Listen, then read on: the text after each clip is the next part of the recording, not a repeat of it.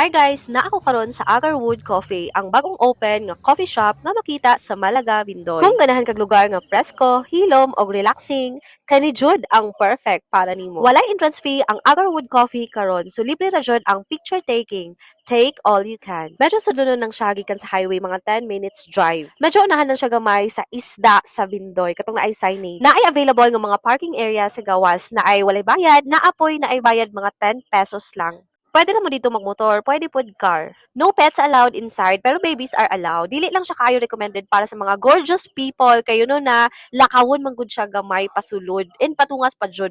Maluoy sa tanila, di ba? Ang ilang mga drinks ug food kay very affordable kaayo. Sa 115 pesos nimo, naa na kay meal, naa na kay rice, Singaporean noodles, og inasal with fresh calamansi og sauce. Og oo, apil jud ang calamansi kay apil ba nas gibayaran youth. Daghan jud kag makita diri jay. Bukid hangtod dagat, super relaxing, fresh ang hangin, o makalimot jud ka sa imong mga problema. Makalimot jud ka sa imong utang, joke. Instagrammable kaayo ang view, pero tip lang, ayaw mo adto og udto kay medyo init jud siya. Dapat sila tanom nga mga agarwood, mga bulak, o kamay nga vegetable farm, murag baligya po to ang uban nila. Ongoing pa ang construction sa ilang resort karon, og exciting kaayo kay mas nindot pa jud ni in the future. Dili pa daghan ilang food options sa karon, pero okay raman magdala og own food. In fact, nakakita og Jollibee ganiha. They also offer camping, og pwede po sila mag-hold og occasion sa masakasal, bunyag, birthday, og uban pa. Naala entrance fee nga 50 pesos per head, og walay bayad ang venue. So, kung nangita kang lugar nga chill, fresh, og lahi ra ang view, i-try na ang Agarwood Coffee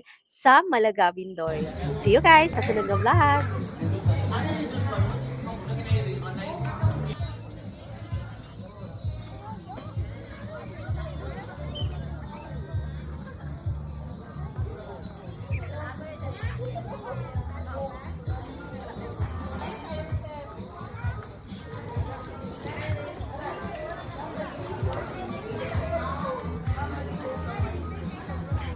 Kira, mana? Mau ni agar road bike. Mantau ka?